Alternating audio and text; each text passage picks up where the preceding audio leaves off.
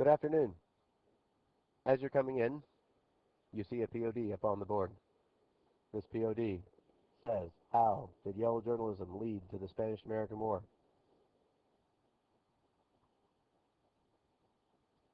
Zach, do your POD. Take out a piece of paper and get your POD done. All right, so answers. How did it contribute to the Spanish-American War? That's right. The newspapers, in an attempt to sell newspaper articles, lied. So they were biased, often unfair reporting that supported the Cubans. There was that one ship also you mentioned. That's right, the Maine blew up.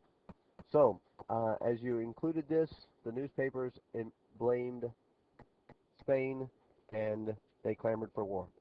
So in class today, very quickly, as I'm not here, I'm sorry, we have some acquisitions. It was on your quiz yesterday. After the Spanish-American War, the Treaty of Paris gave which country as a protectorate? That's right, Cuba. And at Cuba today, we have Gitmo. Gitmo is the code name for Guantanamo Bay. Today, we keep the worst of the worst at Guantanamo Bay in Cuba. These people are terror suspects. We have not given them a trial. We've locked them up and are probably not going to let them out anytime soon. So, as we are at Guantanamo Bay, these terror suspects are encaged in, looks like 3 lines of barbed wire here and razor wire that's specially coated to withstand the weather because the seawater corrodes barbed wire very badly. So we have a naval base in Cuba. One of the things we won, even though we're not friends with Cuba today, we still have that naval base that we got after the Spanish-American War. This was a part of the terms of the Treaty of Paris. So eventually in class, after Christmas break, we're going to be learning about geography, a very important part of Mrs. Little's history class. She doesn't think that you can know too much about these places and what's going on unless you know where they are on the map. So it's important that you remember that my grandma has never cooked pie.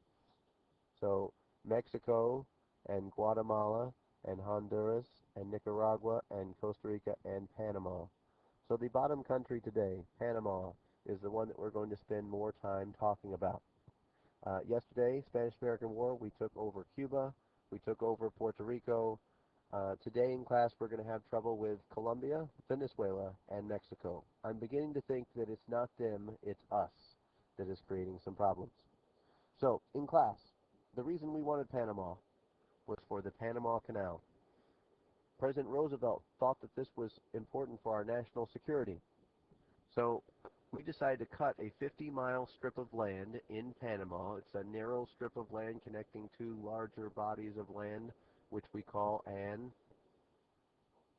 isthmus. That's right. So, as 27,500 people died making this canal. Originally, they thought that this was probably too many people. However, now looking back at it, compared to all the people that maybe wouldn't have made the trip around South America, this was going to be not too terrible of a number. So the damp tropical jungle, intensely hot, swarming with mosquitoes. A colonel in the United States Army was commissioned to just try to prevent mosquitoes from spreading. His name, Colonel Gorgeous, and as he came in with some plans. Because mosquitoes breed where? In water, you're right.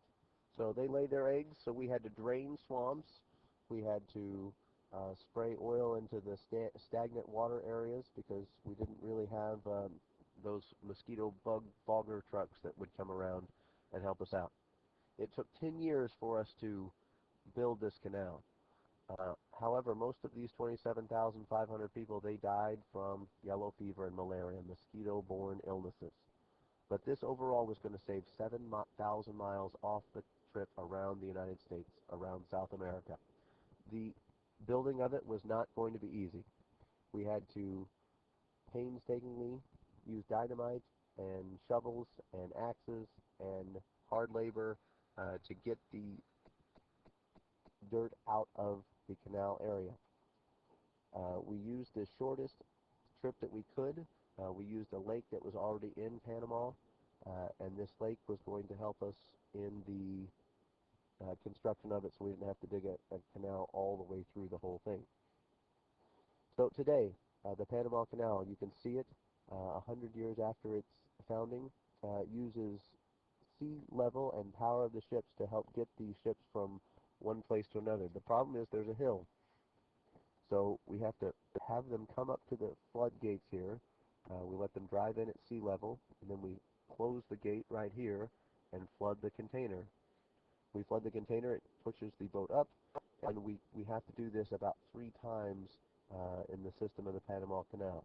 So they come in at ocean level, this gate will go down, they come in at ocean level, they flood this area, so it actually pushes the boat up about 4 feet at a time, and then they have to repeat the process. So these locks and levees were going to help us move ships around. The last thing that we have in Section 4 today to talk about is problems with Mexico, and 3 kind of bad individuals. We have Emilio Aguinaldo. He was on your quiz yesterday. He helped the Philippines fight with us against the Spanish, and then he turned on us after we didn't give the Philippines their independence. We have Osama bin Laden, who in the 1980s was a friend of ours. We gave him guns because he was fighting Russia. Then he turned on us on 9/11. And finally, you would think we'd learned from this, but way back in 1914, Carranza, a Mexican guy, was the lesser of 2 evils, we thought. We were fighting Francisco Pancho Villa. However, Carranza turned out to be a very bad guy, and we did not handle that situation very well.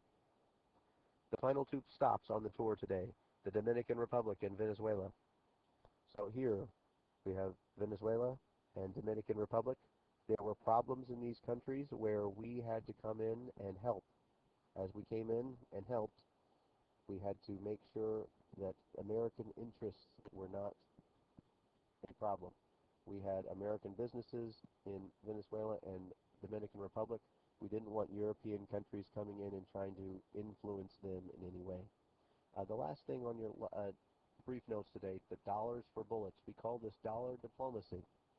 So to ensure stability in these places, we will give them money and help them out. So today in class, you're going to be opening your books to page 656 and doing an assignment that can be done by the end of the hour. If you get it done, it's not homework. And make sure this weekend you don't do anything to cause harm or embarrassment to yourself, your school, your family, your social studies teacher, baseball coach, community. Don't get arrested. Have a good weekend.